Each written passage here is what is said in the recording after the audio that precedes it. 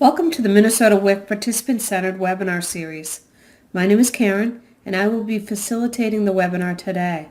I'm with Alterum Institute, a nonprofit healthcare research and consulting organization, and many of you may remember me from some trainings my coworker Bernadette and I did a couple of years back. The goal of the Participant-Centered Webinar Series is to share ideas and best practices to help you continually refine your participant-centered skills. Joining me today is my colleague Lynn, and she will be doing the behind-the-scenes work of monitoring the phone lines. We did a survey a while back and asked you about the topic areas you'd like to cover during this webinar series. One of the most popular topic areas selected was goal setting. So that will be our topic for today. For this particular topic, we also sent out a survey where we asked for your ideas around goal setting. We asked about your challenges, your suggestions, and strategies for implementing successful goal setting with participants. We got so many great ideas, and I want to thank all of you that responded. This is what we will be sharing today. We will do this sort of short survey before each nutrition webinar, so I ask you to continue to help us with these. I think it will make the webinars great if we can share our best practice ideas. I have also collected some tips and strategies. As part of my role, I get to go out and watch nutrition ed sessions, whether it's part of a national study or an assessment process.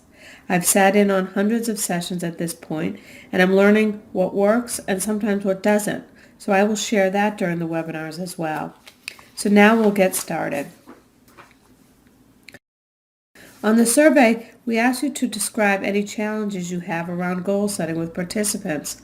There were several common themes, and I'll read them to you. 1. Participants don't see a need for change. They don't have any concerns. Everything's fine. They're not particularly concerned about any risk factors. They're more focused on WIC benefits than the nutrition ed conversation. Or 2, they're doing well. They have positive nutrition habits that are well established. There would be nothing that you'd necessarily recommend to change in their routine. 3, this was another theme. Participants don't know how to set goals. They may not understand or value the concept.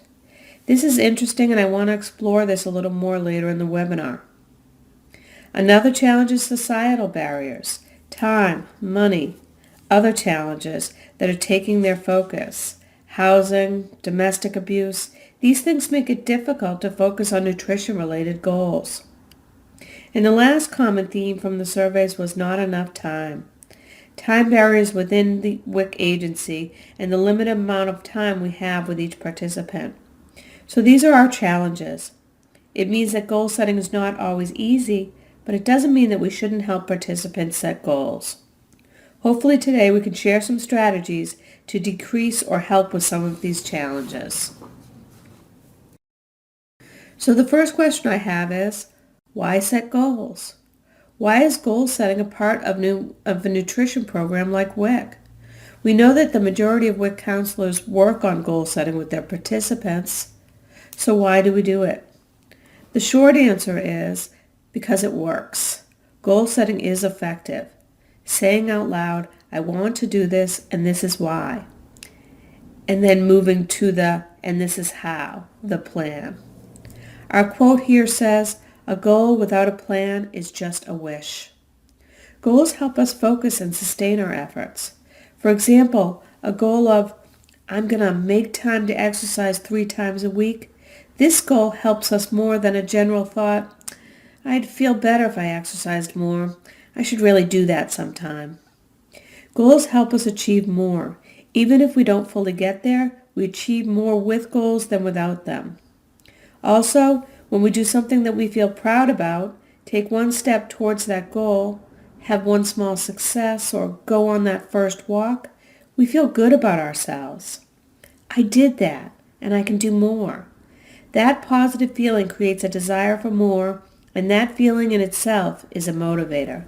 So goal setting is a valuable thing.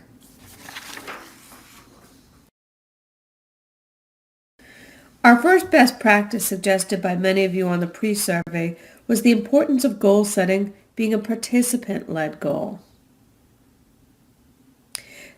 that goals will be more effective and more likely to be acted on if they come from the participants themselves. Here are just some of the reasons from the survey. Make sure it is something that is valuable to the participant, their goal, and not yours. Let the client lead. Listen for change talk. Say to participants, what will work for you? Or what do you see working for your family and busy schedule? Be flexible with which goals or topics the family is interested in. Let client choose the goal, even if it's not what the counselor thinks it should be. And this is a shift that is at the heart of participant-centered services. Instead of providing our participants with the goals that we think will address their concerns, their nutritional risks, we are guiding them and helping them to explore what would work best for them in their lives and in their situations. Fostering this internal motivation is a much more powerful tool for behavior change than providing an external goal. And this last comment is interesting. Let them choose even if it's not what the counselor thinks it should be. So this can be challenging sometimes in its own right. I think sometimes in order to be more effective and more participant-centered, it's about letting go sometimes. Letting go of control and letting go of the outcome and giving more control to the participant, knowing that in the end, this approach will lead to the adoption of more healthy behaviors on average among our participants and get us closer to our goal of improved health outcomes. But that doesn't mean that it's always easy to do. Many of you noted that having participants set their own goals is a challenging process. And one theme around this that was identified in the survey is that some participants might not understand the concept or practice of goal setting. Here are some of your comments. Many people don't think in terms of goals. People are not used to talking in terms of goals and don't know where to start. I think that setting a goal puts something out there that you have now committed to. And I think that many WIC moms that we work with don't want to do that. Participants look at me like, you want me to do what? So goal setting is a learned skill, something you have to learn to do. And if some people haven't learned to do it or do it effectively, then that might be a problem. I know that some of you have read the book Bridges Out of Poverty or been through their trainings or presentations. The book talks about generational poverty and about the hidden rules of poverty, middle class, and wealth that many of our participants face. They said, being proactive, setting goals, and planning ahead are not part of generational poverty. Most of what occurs is reactive and in the moment. Lifestyle changes with long-term benefits are difficult to comprehend if the emphasis is on living in the present. So the process of taking motivation, I want something, I wish for something, and turning it into a goal formally is a learned process that is not necessarily taught formally in schools. So we have the opportunity at WIC to give participants even another resource, another benefit. Beyond the nutritious food, beyond the helpful knowledge and information we provide, beyond the caring and empathy we give, we can help those who might struggle with goal setting learn this valuable tool. And this success strategy can help them in so many areas of their lives, not just in health and nutrition. So can we find a simple way to talk about goals or to explain and be transparent about what we are trying to do with the nutrition ed visit in WIC to set our participants up for success?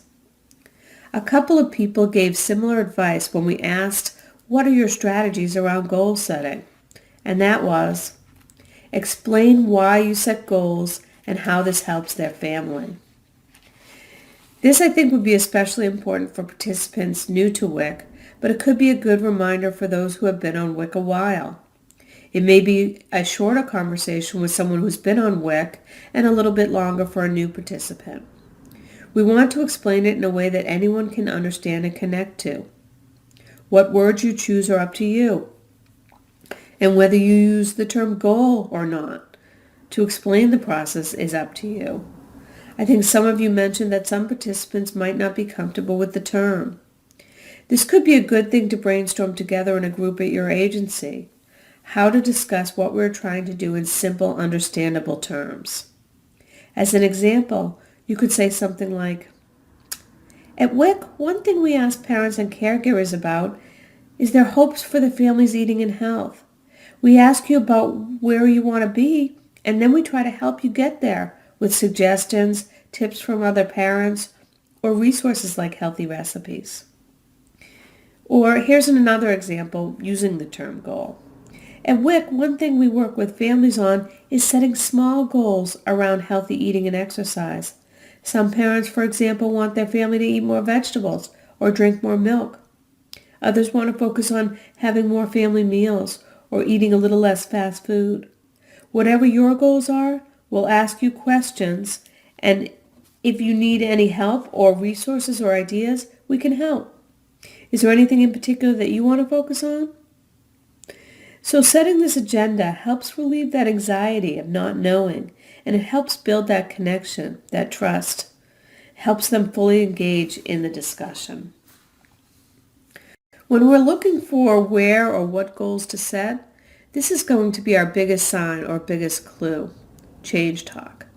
We define change talk as any statement that indicates that a person is ready for change.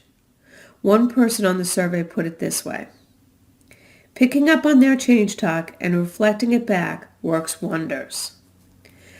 Listen for change talk. That is where goal setting will be most successful because you know there's motivation there already. Often possible goals come from change talk. So here's what change talk could sound like. I pulled out a handful of observation sheets from my last WIC observation. These are the examples of change talk that I heard that day. I want to stop snacking as much. I don't want to eat for two and gain too much.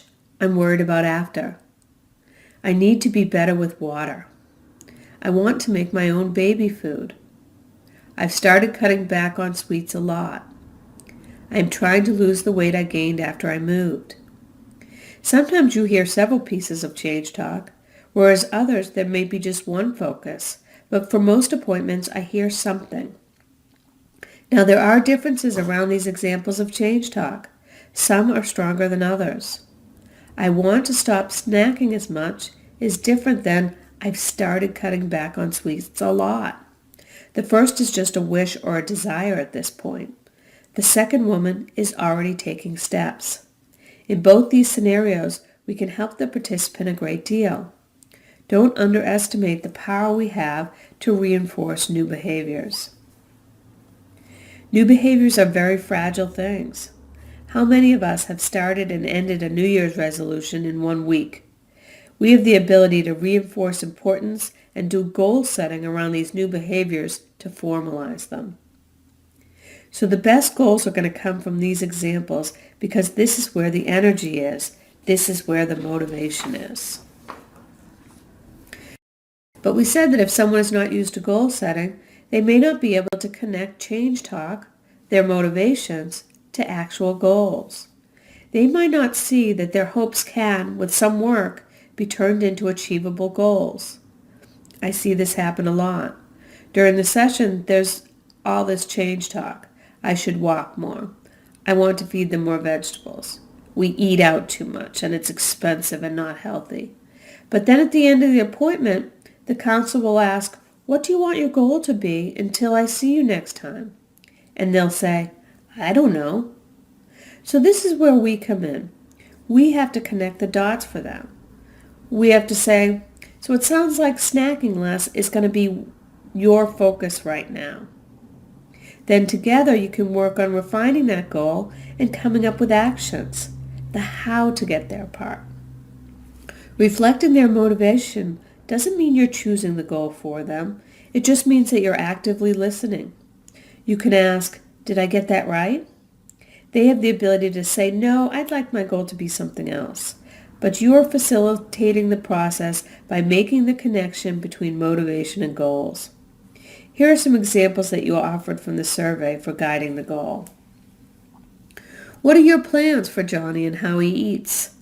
I've understood you to say he doesn't like milk and you would like him to drink more, so should that be something you can work on with him? Or, sounds like you're thinking about.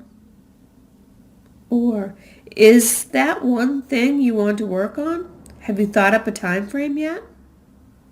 Or, of all the things we talked about, increasing solids, practicing with the cup, trying protein foods, what would you set as your priority or focus? When there's been a lot of change talk, often it helps to choose a priority goal towards the end of the session.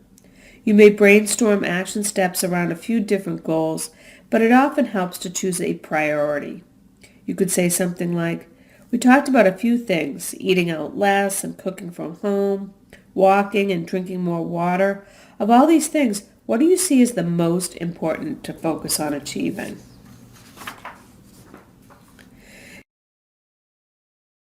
You want to experiment with goal-setting questions. What work for you and what goal-setting questions that don't work for you.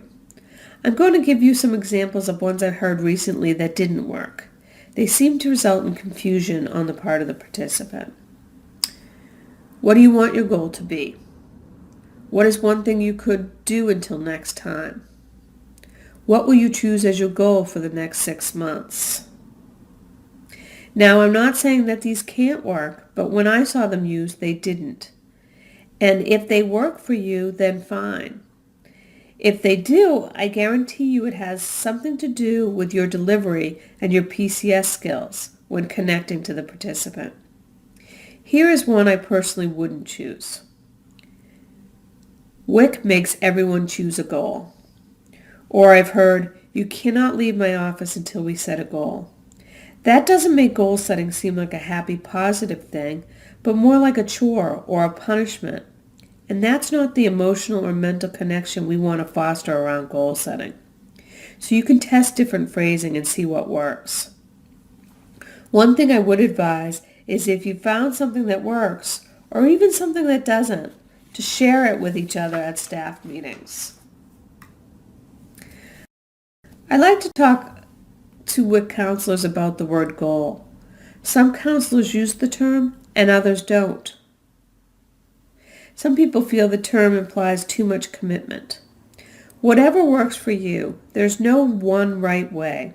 Certainly if the participant uses the term goal, then it's okay to use. One advantage of introducing the term and explaining it could be that it gets people comfortable with the term goal and how it could be not a big thing, but as simple as adding an apple or a snack 2 days a week, not some giant scary thing. But it's your choice. You develop your own style around goal setting and what words you are comfortable with. So we know that when asking about goals and motivation, it matters how you phrase it. We'll talk about participants who truly don't want to participate in any sort of goal setting in a bit. But I want to say first that successful goal setting depends on the right questions. Sometimes, as we've said, change talk just happens. They walk in and you say, "How is Tammy doing?" And mom says, "She's so picky, I wish she'd eat more foods." Then, right off the bat, you have change talk. But most of the time, if we're not asking the questions to evoke the areas where people might want to make a change, then they won't come out. Oftentimes I hear from WIC counselors that participants aren't interested in setting goals. But then when I watch the interaction, the assessment process, I don't see an opportunity, the question that would help access their interest. So how can you know whether they're interested or not? On the survey, there were many great examples of questions to evoke motivations. Here are several of them.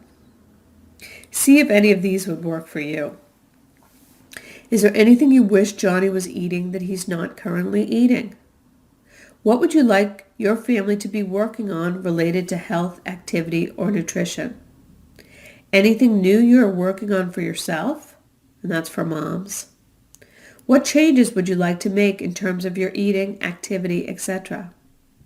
If there were one thing you wish your family ate more of or less of, what would it be? These are great ones, and I want to add one as well.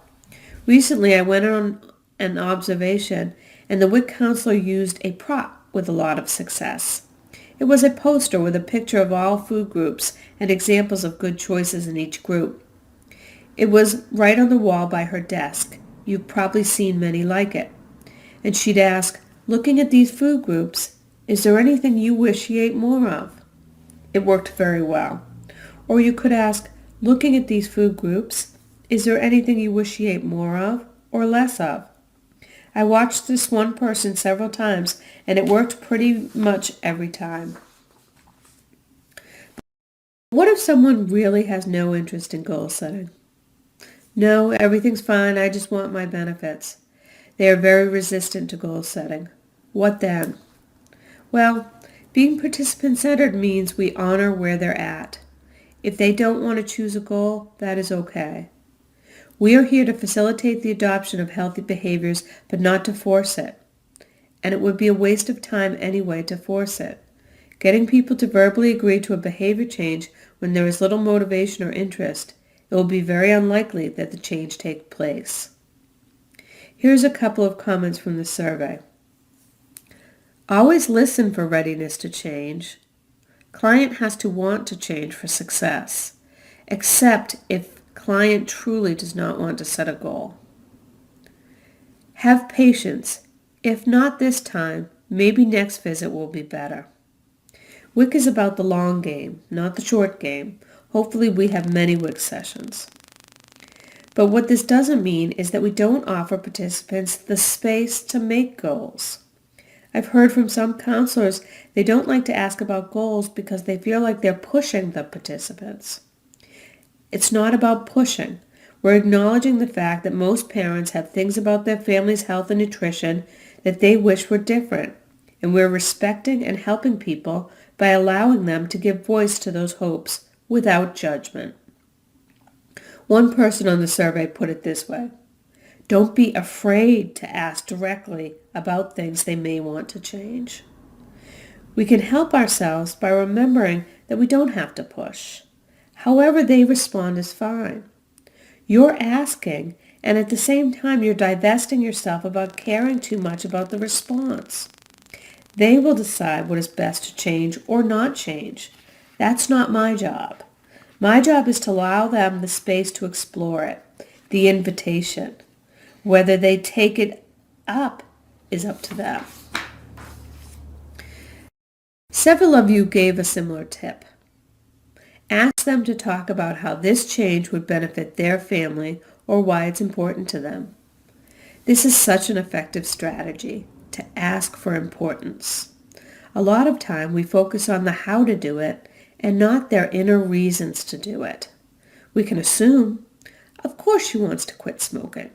The reasons are obvious. No, we shouldn't assume.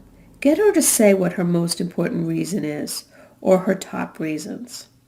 By saying it out loud, it will build the importance. She has named it. By saying it out loud, it's like putting another leg under a table. It increases the stability of that goal, the motivation behind it. Questions that get at their own reasons for doing a behavior or what it will feel like when they get there will increase that importance for following through.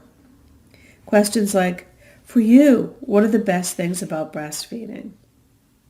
Or, what are some of the reasons why you want to have more family meals together?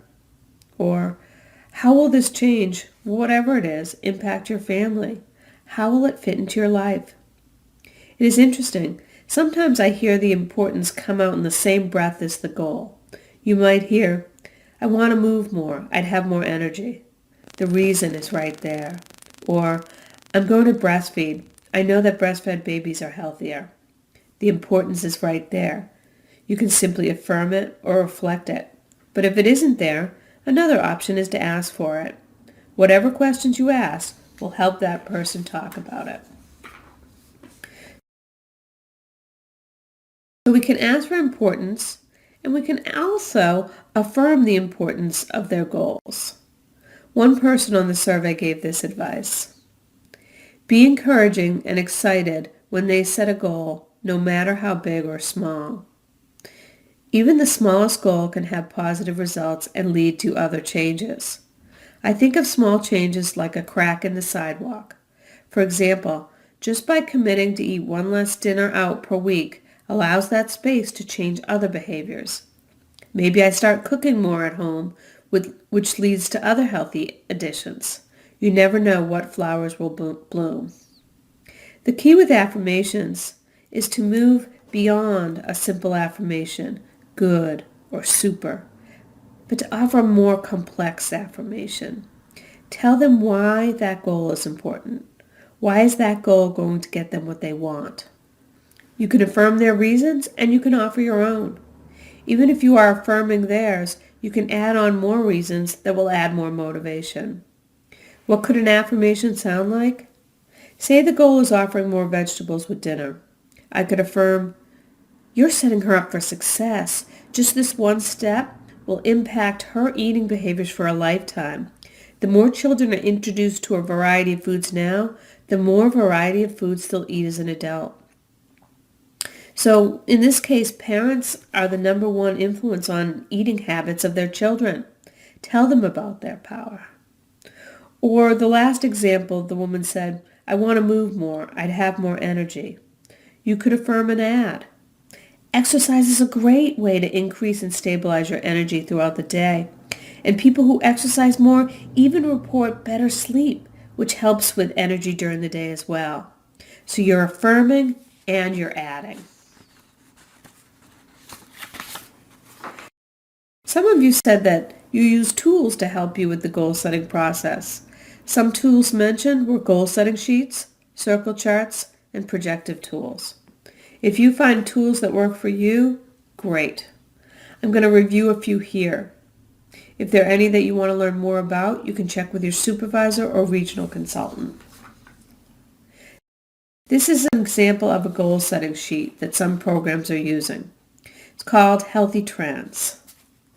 On it, it says, I choose to improve my family's health by, and space to write in a goal. Writing a goal is so effective. We said that saying something out loud builds more commitment than having it in your head. In addition, writing it down further strengthens that commitment. Whether it's written down by the counselor or better yet, the participant. They can take this form home with them also, and it can be a reminder of their commitment. Here's an example of a circle chart from another agency.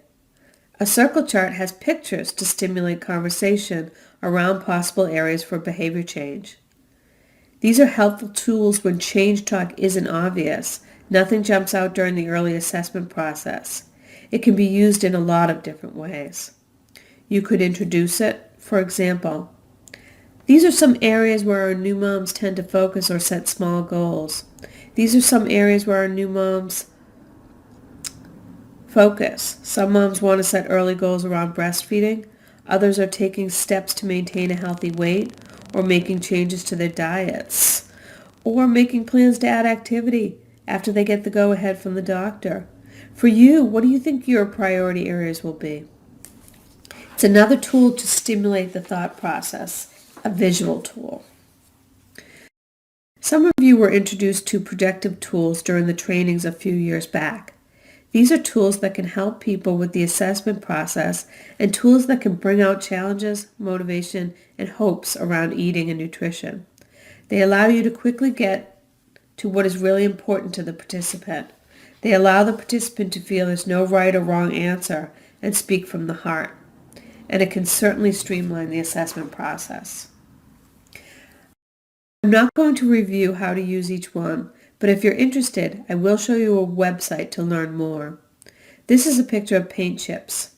You might lay out some paint chips and say, pick a color that represents how you feel about your current eating pattern during this pregnancy. Then they pick a color and you might say, tell me some of your reasons for choosing that color. Metaphor images allow the person to explore their emotions through images. You could say, pick an image that for you describes mealtimes at your house. Tell me more about that image you chose. This could bring out challenging areas or areas to affirm. It can really move the conversation forward. The card sort tool allows you to quickly get at those topics which might be a problem for this family, an area where goal setting might be needed. If you're interested in learning more about these projective tools, you can go to this website, gettingtotheheartofthematter.com. So for all these tools, whether they use them or don't use them, it's up to you. It's up to you and your agency. They're not required, but they're an option, a tool for your toolbox. So now we have the one or two things for goal setting, whatever it is for this participant. What do we do with it? Well, we know we want to help them take this often vague desire, I want to eat healthy, and turn it into a more concrete, actionable plan. Part of what we do is to design steps to refine the goal to actionable steps. As we move into goal setting, we take that vague wish, that motivation. I wish I could lose some weight. I want them to be healthy. And we guide them to more specific, measurable, doable action steps that they can take. Action steps might be big, like exercising 4 times a week, or adding a vegetable to most dinners, or small, like reducing bottles by 1 per week. Or, depending on where they are in their journey, it may not even be a physical action.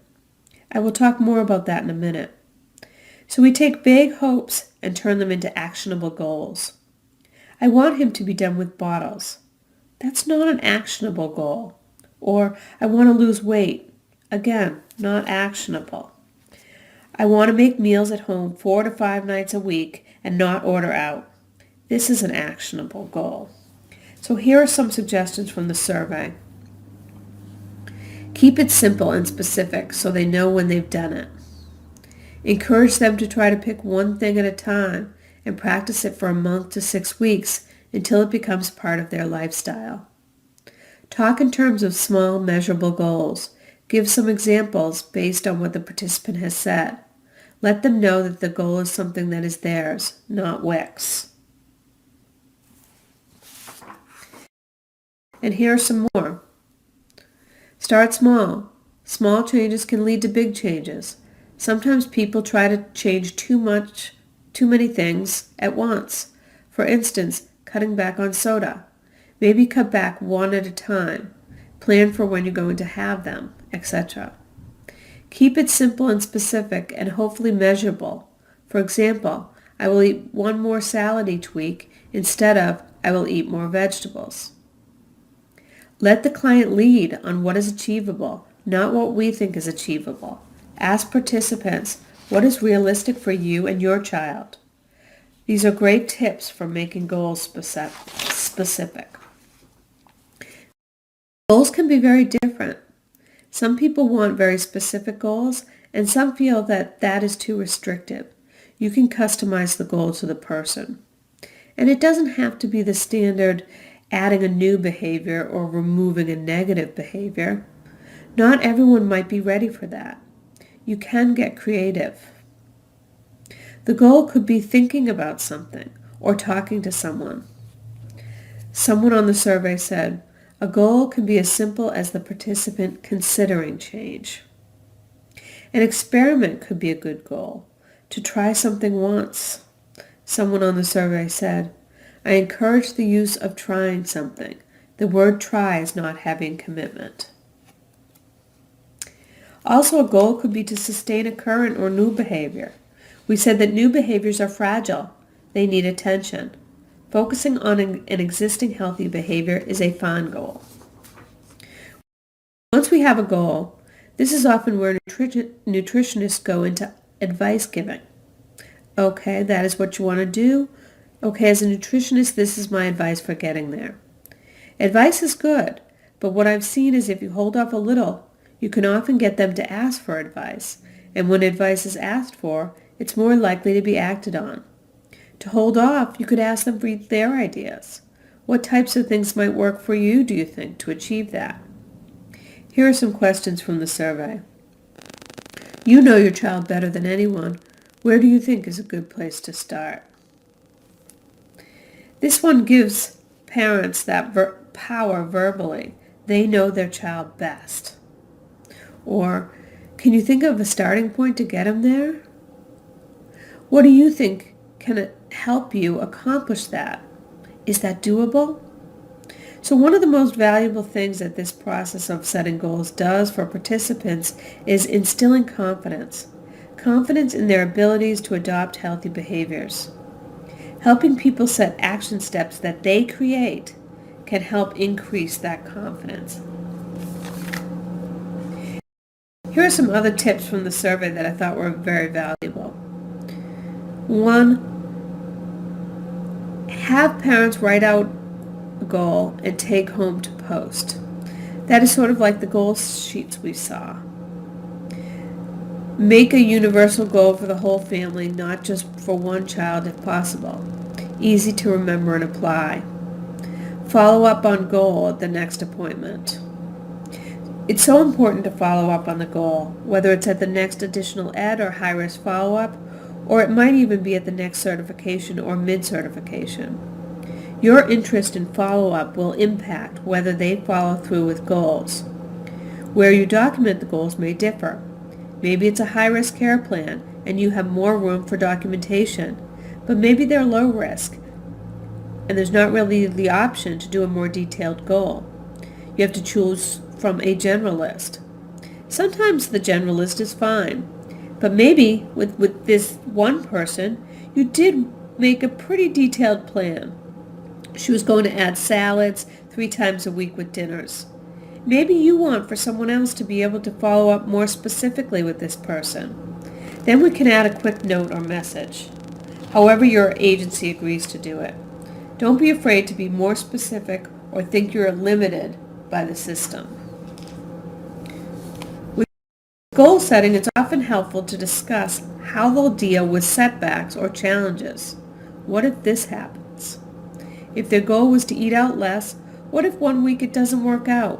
What are healthier choices we can make or healthier places to eat out? Another helpful thing to emphasize is that in eating and nutrition, perfection isn't the goal, especially with kids. It's healthy eating on the average, where every food may have a place, but in varying amounts. So letting people know that will help when challenges do happen. This will help people not give up on their goals when everything doesn't go according to plan. I didn't know where to put this skill because it can be used at any point, but several on the survey gave suggestion to use reflective listening to repeat the goal or the motivation. You could reflect early change talk, reflect their reasons, the importance. You could reflect their plan later in the session. Certainly a summary or reflection at the end is always appropriate. Here are a couple of examples. You're determined to get rid of bottles, especially for her teeth. So you're reflecting the desire and the reason. Or, walking more is going to help you feel better, and for you, 3 times a week after work is doable for your schedule. You're reflecting the importance and the plan. It lets them hear their goal and motivation out loud again, and this will reinforce that commitment. I want to tell you about a phenomenon that I've seen. As you get better at facilitating goal settings, your participants will get better too. I saw at certain WIC agencies, there were counselors who had amazing goal setting skills, and I noticed that they didn't have to work that hard at it. This is an exaggeration, but it was almost like they said, "Hi, how are you?" and the participants would just talk and talk. "Well, I didn't do exactly what we talked about, but I walked a lot more, and now I want to start lifting weights. I think that would make me stronger." And I wasn't seeing this outpouring from participants at other agencies. So I asked those agencies where it was happening about it, and they said it wasn't always like that. Participants got used to the process and got more comfortable with goal setting. For me, this is a message of optimism. Not only do we improve at facilitating goal setting, but we help participants improve at goal setting as well. So hopefully this webinar has given you some ideas around goal setting, or an idea or two that you may want to try. I want to thank all of you that responded to the survey. You provided the content for the webinar and it was so helpful. The continuing education form will be sent out later this week for anyone that participated in the live webinar. Thank you.